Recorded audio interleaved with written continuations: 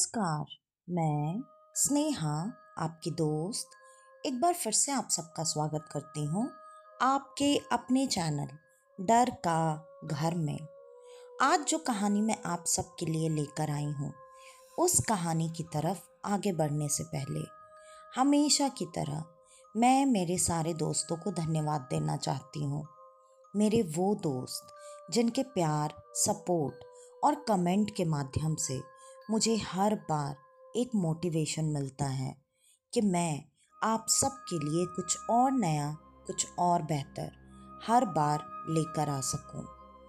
तो मेरे उन कुछ दोस्तों के नाम हैं चिन्मय त्रिपाठी जी, नवीन शर्मा जी, अमित जी, प्रियांशी जी, उसके अलावा Mukesh Rana ji, golden screen cinema जी, कोमल जी, उसके अलावा और जो भी दोस्त हैं।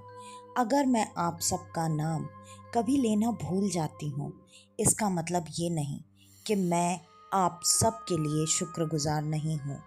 मैं आप सबको दिल से शुक्रिया अदा करती हूँ, और अगर मुझसे कभी ये गलती हो जाए तो प्लीज़ मुझे माफ़ करें और अपना नाम कमेंट में ज़रूर मेंशन करें अपने प्यारे से फीडबैक के साथ। तो चलिए बढ़ते हैं अब आज की कहानी की तरफ। आज की कहानी है प्रकाश की। प्रकाश जो कि एक बहुत ही अच्छा और सुलझा हुआ इंसान था। प्रकाश एक सच्चे दिल का इंसान था। प्रकाश की ज़िंदगी में सिर्फ और सिर्फ उसके परिवार और उसके काम के लिए जगह ही नहीं थी, बल्कि वो हर किसी के लिए सोचता था, हर किसी के लिए हर वक्त मदद करने को तैयार रहता था। प्रकाश अपने परिवार में अपने माता पिता और अपनी एक छोटी बहन के साथ रहता था। प्रकाश के माता पिता की उम्र काफ़ी ज़्यादा होने की वजह से प्रकाश ने काफ़ी छोटे उम्र से ही अपने परिवार की जिम्मेदारी संभाल ली थी। प्रकाश अपने काम को बहुत मन लगाकर और ईमानदारी से किया करता था। प्रकाश जिस गांव में रहता था, उस गांव से उससे काफ़ी दूर जाकर उसके जॉब की जगह थी, जिसके वजह से प्रकाश को रोज़ काफ़ी पहले निकलकर अपने काम को ख़त्म करके जल्दी से जल्दी घर आना पड़ता था। लेकिन इतनी जल्दी करने के बावजूद भी प्रकाश सुबह काफ़ी पहले निकलता था और शाम में अक्सर वो कोशिश करता कि वो सूरज ढलने के पहले घर आ जाए। लेकिन उसका काम कभी कम कभी ज़्यादा हुआ करता था, जिसके वजह से प्रकाश कभी जल्दी आ पाता और कभी काफ़ी देरी हो जाती। प्रकाश का गांव उस जगह से काफ़ी दूर था और वो रास्ता भी काफ़ी सुनसान था। वो गांव ऐसे दूर अकेले में होने की वजह से वहाँ तक ट्रांसपोर्ट की कोई सुविधा नहीं थी। इस वजह से प्रकाश अक्सर अपने ऑफिस जाते वक्त लोगों की मदद करता था, उन्हें लिफ्ट देकर। ये प्रकाश ऑफिस जाते वक्त भी किया करता और ऑफिस से आते वक्त भी। प्रकाश अक्सर लोग अगर उससे लिफ्ट मांगते तो भी लिफ्ट देता, और अगर नहीं मांगते तब भी वो रुक कर एक बार ज़रूर उनकी ज़रूरतों के बारे में जानने की कोशिश करता। अगर आप यहाँ पर अकेले खड़े हैं या जा रहे हैं तो क्यों, आपको कहाँ जाना है, क्या मैं आपको छोड़ सकता हूँ? और प्रकाश अपने पूरे गांव वालों का चहीता था, क्योंकि हर कोई प्रकाश के बारे में जानता था कि प्रकाश कितना अच्छा इंसान है। प्रकाश किसी नए इंसान से भी अगर मिलता तो वो ऐसे मिला करता था जैसे प्रकाश उसे कई सालों से जानता है, और वो हर किसी से इतने प्यार से बात करता कि प्रकाश हर किसी का दिल जीत लेता था अपनी अच्छाई से। और ऐसे ही एक बार प्रकाश अपने काम पर गया हुआ था। आज उसे काम से लौटकर आने में रोज के मुकाबले काफ़ी ज़्यादा देरी हो चुकी थी, और प्रकाश घर की तरफ जल्दी जल्दी बढ़ रहा था, मतलब काफ़ी स्पीड में अपनी गाड़ी को आगे बढ़ाते हुए। तभी रास्ते में, उसी सुनसान रास्ते में उसे सड़क के किनारे एक मजबूर बैठी हुई सी बूढ़ी औरत दिखाई दी। प्रकाश, जो कि अपनी अच्छाई के लिए इतना ज़्यादा फेमस था, उसने जैसे ही उस बूढ़ी मजबूर औरत को ज़मीन पर बैठे देखा, उसे समझ में आ गया कि ये बूढ़ी अम्मा शायद कहीं बहुत दूर से चलकर आ रही हैं और इतना चलकर आने की वजह से थक कर शायद यहाँ बैठ गई हैं। वो ठंड का मौसम था। इतने कड़ाके की ठंड में वो बूढ़ी अम्मा ठंड से कांपती हुई सड़क के किनारे बैठी हुई थी और प्रकाश ने उनको देखकर गाड़ी तुरंत ही उनके पास रोकी।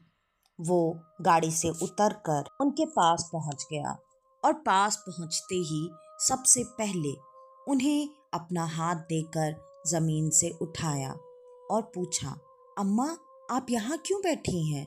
क्या हुआ? आपको कहीं जाना है? क्या मैं आपकी कोई मदद कर सकता हूँ? ये बात सुनते ही बूढ़ी अम्मा ने प्रकाश की तरफ बड़े प्यार और उम्मीद भरी नज़रों से देखा। प्रकाश ने कहा, हाँ अम्मा, आप बोल सकती हैं। पहले तो मुझे लग रहा है कि आप काफ़ी थक गई हैं। आपको प्यास लगी होगी ना? क्या मैं आपको पानी पिला दूँ? अम्मा ने तुरंत हाँ में सर हिलाया। प्रकाश ने तुरंत ही अपने पास का रखा हुआ वो पानी का बोतल निकालकर अम्मा को पानी पिलाया और उसके बाद अम्मा से दोबारा वही सवाल किया, अम्मा, आपको कहाँ जाना है? आप मुझे बताइए, मैं आपको छोड़कर आता हूँ।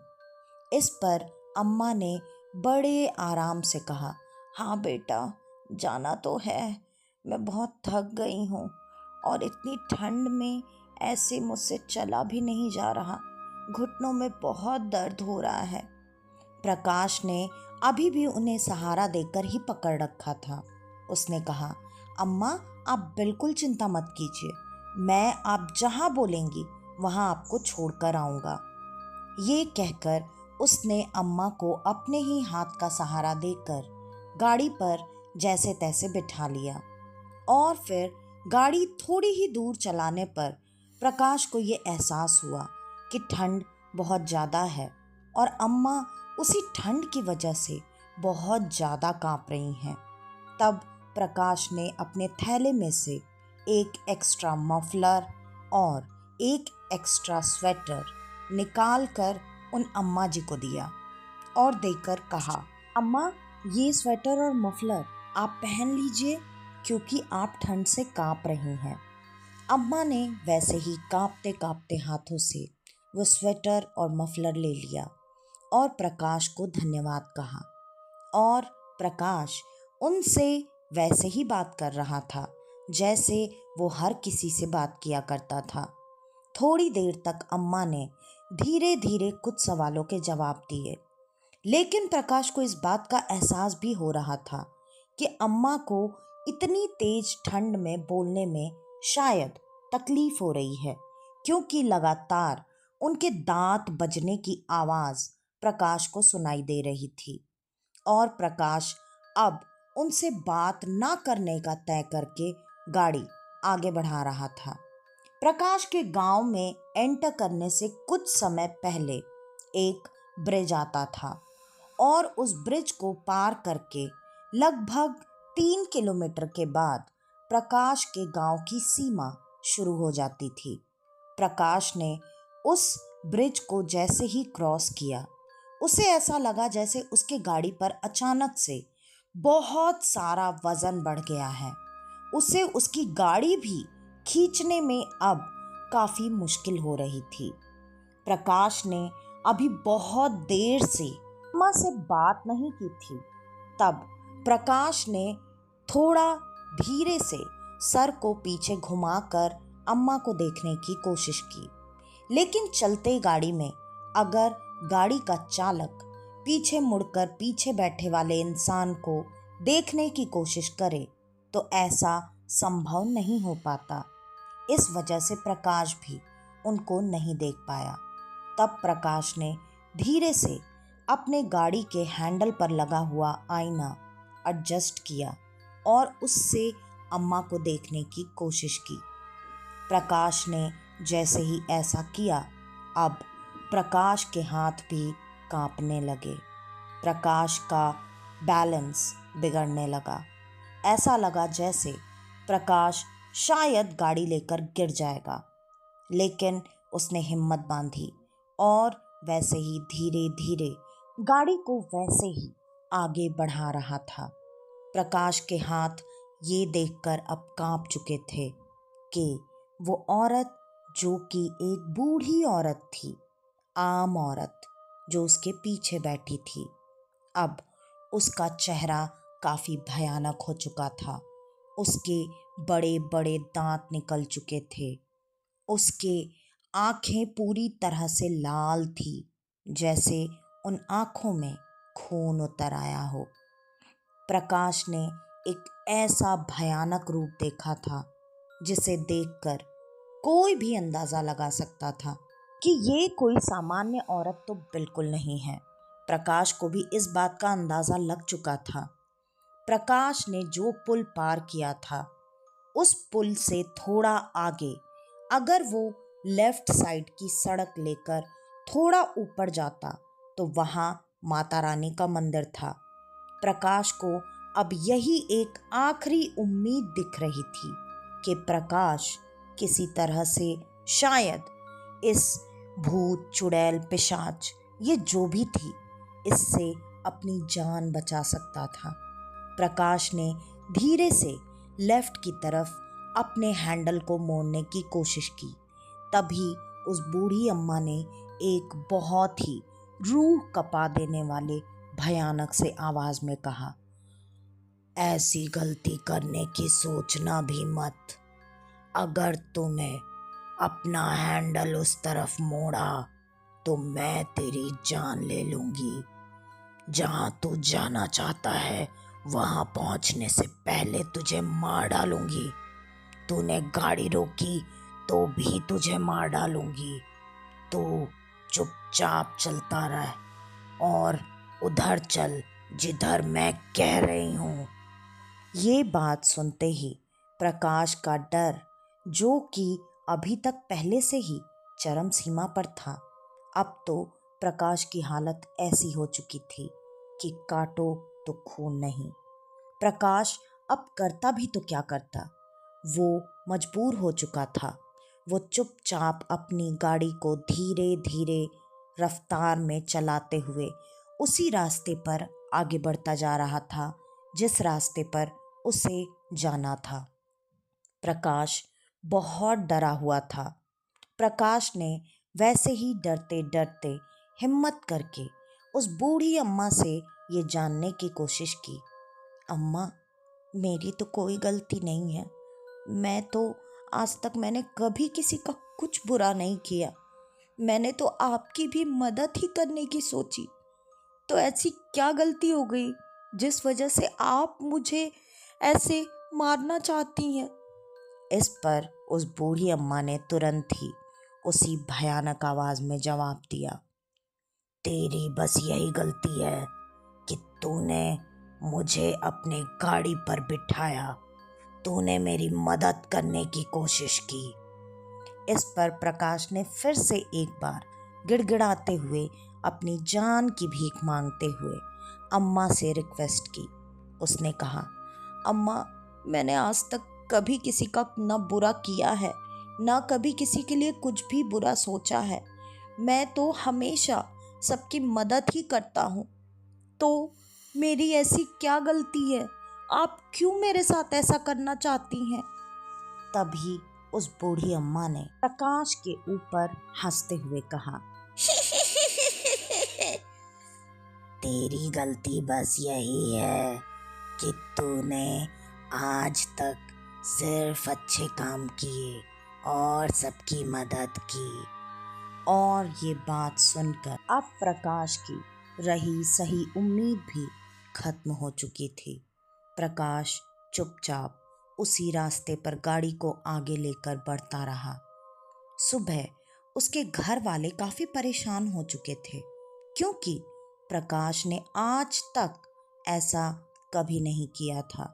प्रकाश आज पहली बार पूरी रात घर नहीं आया था और तभी प्रकाश के घर वालों को अचानक से दरवाजे पर बहुत तेज तेज दस्तक सुनाई दी। उसकी बहन भागकर दरवाजे के पास आई, ये सोचकर कि शायद उसका भाई लौट कर आ गया है। उसने जैसे ही दरवाजे को खोला, उसने देखा गांव के कई सारे लोग उनके दरवाजे पर खड़े थे। उसने तुरंत ही कहा, क्या बात है काका, आप लोग सब लोग यहाँ पर, क्या हुआ? तभी उसमें से एक आदमी ने कहा, बेटा हमारे साथ चलो, हम नदी के पास जा रहे हैं, वहाँ तुम्हें कुछ दिखाना है। और ये बात सुनकर बहन ने कोई सवाल जवाब नहीं किया, क्योंकि ऐसी बात सुनकर बहन के मन में भी अचानक से गंदे और गलत ख्याल उमड़ने लगे, जो कि वो अपने भाई के बारे में सोचना बिल्कुल नहीं चाहती थी। फिर भी सारे लोग, मतलब प्रकाश के पूरे परिवार वाले, रात से परेशान तो थे ही। उन्हें इस बात का अंदाज़ा कहीं ना कहीं बार बार लग रहा था कि कहीं प्रकाश के साथ कुछ गलत तो नहीं हो गया। और बहन तुरंत ही गांव वालों के साथ उनके बताई हुई जगह पर पहुंची। उन सब ने वहां जाकर जो नज़ारा देखा, वो नज़ारा देखकर उसकी बहन अंदर तक हिल चुकी थी। उसके भाई की बहुत ही बुरी हालत में वहां पर डेड बॉडी पड़ी हुई थी, जिसके शरीर के लग रहा था जैसे चीथड़े उड़ा दिए गए हैं। उसके शरीर से काफ़ी सारे अंग भी गायब थे। ये देखकर उसकी बहन वहीं पर बैठकर जोर जोर से रोने लगी। ये देखकर सारे लोगों ने आपस में बात करना शुरू किया। आज वापस से इतने सालों बाद ऐसा कुछ यहाँ हुआ है। ये बात सुनकर उसकी बहन ने तुरंत ही ये बात बोलने वाले काका से सवाल किया, क्या हुआ है बाबा? क्या इतनी सालों बाद हुआ है? और मेरे भाई की ऐसी हालत किसने की? क्या आप लोग ये बात जानते हैं? मुझे बताइए। तभी गांव के एक काफी बुजुर्ग इंसान ने उस बहन को ये बात बताई, बेटा यहाँ पर एक ऐसी पुरानी, जो कि करीब 500 साल पुरानी चुड़ैल है, उसका प्रकोप है।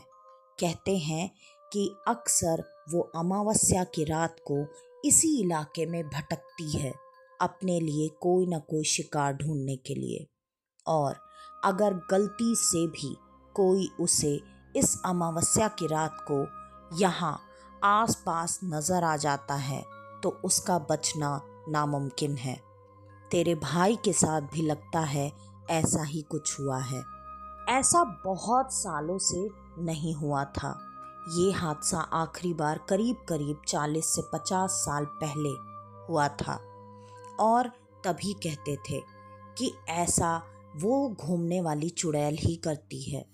तभी लोगों ने सवाल किया, अगर ऐसा है तो हम में से किसी को वो चुड़ैल कभी क्यों नहीं नजर आई? तब उस बूढ़े काका ने जवाब देते हुए कहा कि तुम लोग ये बताओ कि गांव के सारे लोग अपने अपने घरों में कितने बजे तक सिमट जाते हो? और अभी जो कि सर्दी का मौसम है, इतने कड़ाके की ठंड पड़ रही है, तुम सब लोग अपने अपने घरों में कितने बजे अंदर चले जाते हो और फिर बाहर निकलते नहीं? इसके बाद गांव वालों को अपने सवाल के जवाब मिल चुके थे। ये बात तो सच है, गांव में गर्मी के भी दिनों में लोग सामान्यतः 8-9 बजे तक अपने अपने घरों के अंदर सिमट जाते हैं।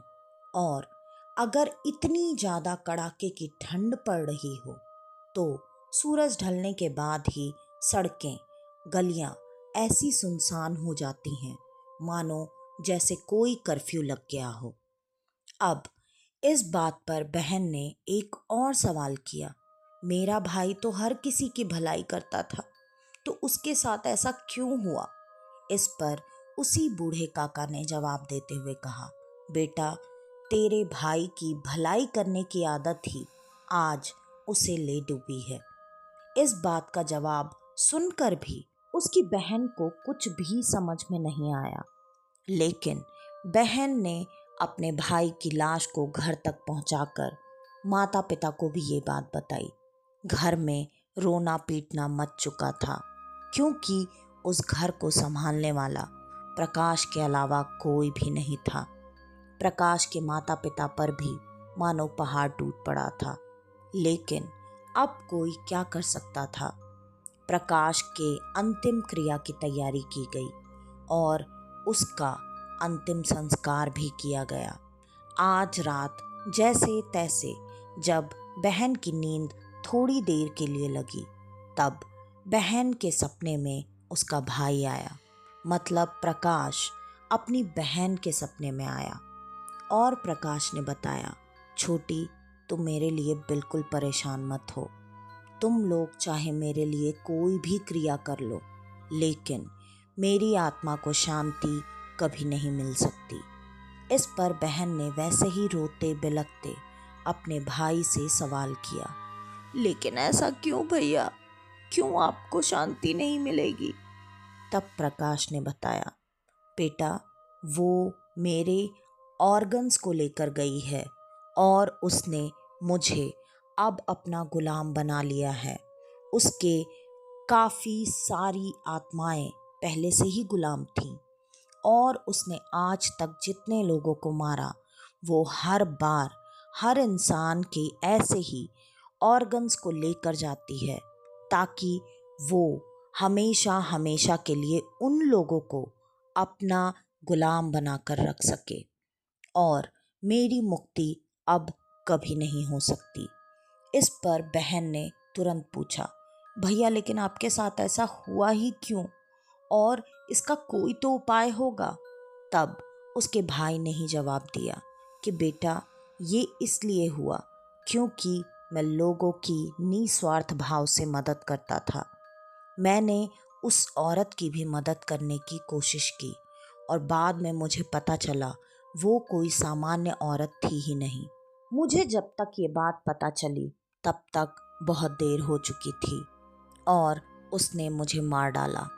इस पर बहन ने पूछा, लेकिन भैया, वो कहाँ की चुड़ैल है और वो कभी यहाँ पर दिखाई क्यों नहीं दी? तब उसके भाई ने उस चुड़ैल की कहानी अपनी बहन को बताई।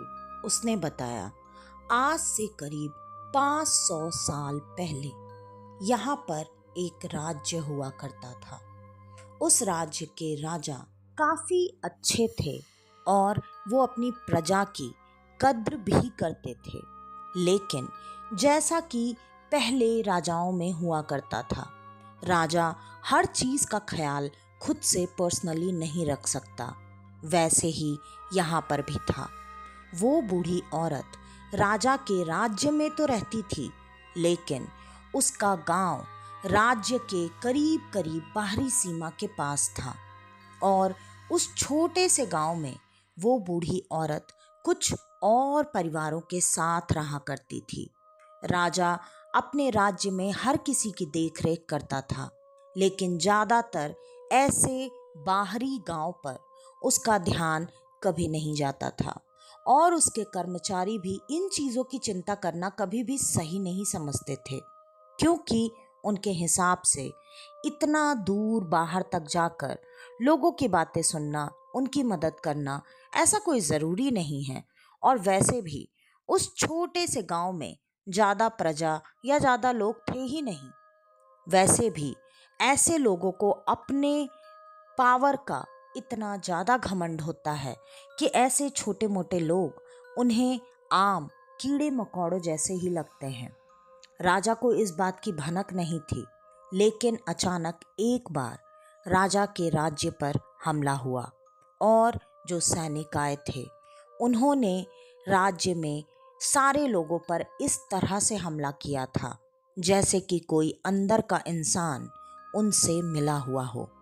उन्होंने हमला किया, लेकिन फिर भी राजा ने जैसे तैसे अपने राज्य के कई सारे लोगों को बचाया, लेकिन पहले की ही तरह हम सब जो बाहरी सीमा पर थे, हम पर तो किसी का ध्यान भी नहीं था। वो सैनिक वहां से जब खदेड़ दिए गए, तब भी उन्होंने भागते भागते हमारे गांव में तबाही मचाई। फिर भी मैं और मेरे साथ दो और परिवार के लोग जैसे तैसे खुद को बचाने में सफल रहे। और मैंने देखा वहाँ पर अगले दिन, मैंने मतलब उस चुड़ैल औरत जिसकी ये कहानी बताई जा रही है, उसने देखा वहाँ पर एक शत्रु पक्ष का सैनिक बहुत बुरी घायल अवस्था में पड़ा हुआ था। और उस समय उस चुड़ैल की उम्र ज़्यादा नहीं थी, वो जवान खूबसूरत लड़की थी। और उसने मदद करने के हिसाब से ये बिल्कुल नहीं देखा कि वो शत्रु पक्ष का सैनिक है, तो उसकी मदद क्यों करना, क्योंकि अभी थोड़ी देर पहले तो वो उन सबको मार डालना चाहता था, खत्म कर देना चाहता था। वो उन लोगों को तबाह करने के लिए ही यहाँ पर आया था। उसने दया दिखाई और उसने उस सैनिक का इलाज किया, अपने घर पर रखकर उसकी सेवा की। और जब वो स्वस्थ हो गया, तब उस सैनिक ने एक साजिश की। उसने उस सुंदर औरत, मतलब वो जो आज की चुड़ैल है, उसे और बचे हुए दो और परिवार वालों को झांसा दिया और कहा कि हम तुम्हें हमारी जान बचाने के लिए इनाम देना चाहते हैं, तो तुम हमारे साथ हमारे राज्य में चलो। लेकिन उस औरत ने, उस सुंदर युवती ने इस बात के लिए इनकार कर दिया। उसने साफ साफ कहा कि ये चीज़, आपकी मदद, मैंने किसी भी इनाम के लालच में बिल्कुल नहीं की थी। मैं तो सिर्फ और सिर्फ आपकी मदद करना चाहती थी। तब वो सैनिक समझ चुका था कि इसे अपने राज्य तक लेकर जाने के लिए इनाम का लालच बिल्कुल भी सही नहीं है। तब उसने अपने तकलीफ का बहाना बनाया।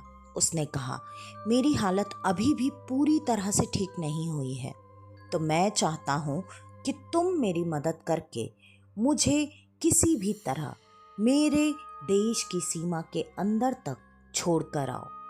उस युवती को इस बात का बिल्कुल अंदाज़ा नहीं था कि उसके साथ क्या होने वाला था।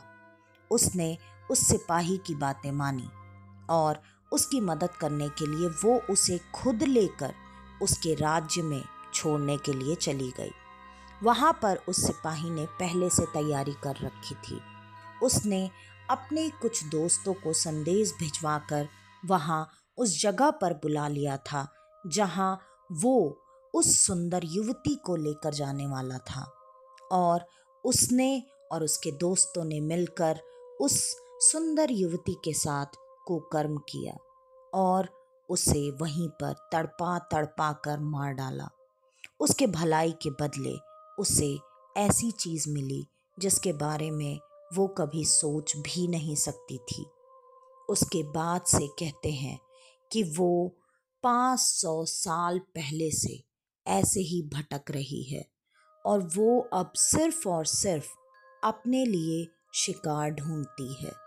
उसे इस बात से कोई लेना देना नहीं है कि कौन अच्छा है और कौन बुरा, क्योंकि उसके किए हुए अच्छे कर्मों को भी नहीं देखा गया और उसके बदले उसके साथ ऐसा हुआ। तब से वो इतनी ज़्यादा क्रोधित है कि वो सिर्फ और सिर्फ सामने पड़ने वाले इंसान को अपना शिकार समझकर मार देती है। और उसने मेरे साथ भी यही किया। उसके बावजूद भी प्रकाश की बहन ने हार नहीं मानी। उसने अपने तरफ से हर पंडित, हर तांत्रिक से मदद मांगी कि किसी भी तरह से उसके भाई की आत्मा को शांति मिल सके। लेकिन इससे पहले भी कहते थे कि जो ये पीढ़ी उस गांव में रह रही थी, उसकी पुरानी पीढ़ी ने भी एक बार ये कोशिश की थी कि उस चुड़ैल की आत्मा को किसी भी तरह से इस जगह से मुक्ति दिला दी जाए। लेकिन वो सब भी इस चीज़ में असफल ही रहे थे।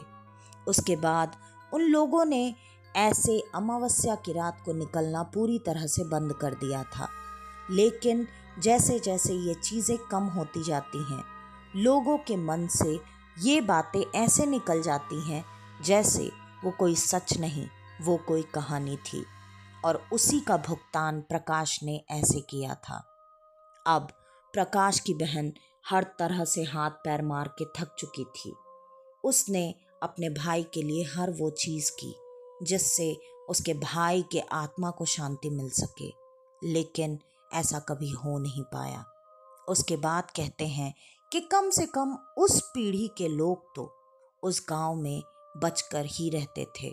उसके बाद की पीढ़ी ने इसे कहानी समझा या सच, इसका कुछ भी पता नहीं है। लेकिन लोग ये भी कहते हैं कि अगर आप अभी भी उन रास्तों पर अमावस्या की रात को जाओ तो कभी किसी की मदद करने की कोशिश मत करना। तो आज की ये कहानी यहीं पर ख़त्म होती है। आपको हमारी आज की ये कहानी कैसी लगी हमें कमेंट करके ज़रूर बताइएगा। और अगर आपको हमारी ये कहानियाँ पसंद आती हैं और आपको ऐसी ही कहानियाँ सुनना पसंद है तो प्लीज़ प्लीज़ प्लीज़ चैनल को सब्सक्राइब करना बिल्कुल ना भूलें, क्योंकि आप सबका सब्सक्रिप्शन मेरा मोटिवेशन। और दूसरी चीज़, आप सब जब हमारे इस परिवार का हिस्सा बनते हैं तो हमें इस चीज़ से बहुत बहुत खुशी होती है। तो ये करना बिल्कुल ना भूलें। और अगर आपके पास आपकी ऐसी कोई कहानी है जिस पर कोई यकीन नहीं करता, तो मैं स्नेहा, आपकी दोस्त, आपकी हर कही हुई बात पर भरोसा करूंगी और उसे अपने बाकी के दोस्तों के साथ, अपने इस डर का घर का परिवार के साथ शेयर करूंगी, अपनी आवाज़ में, अपने तरीके से, जो मुझे ऐसा लगता है कि आप सबको पसंद आएगा। तो प्लीज़ अपना वो एक्सपीरियंस नीचे दिए गए ईमेल एड्रेस या इंस्टाग्राम आईडी पर ज़रूर शेयर करें। तो आज के लिए बस इतना ही। मैं स्नेहा चौबे, आपकी दोस्त, आज के लिए लेती हूँ अलविदा। वापस से आपसे मिलने आऊँगी और आप सबको लेकर जाऊँगी कुछ जाने अनजाने किस्से कहानियों के सफ़र पर, आपका अपना डर का घर में। तो तब तक के लिए नमस्कार।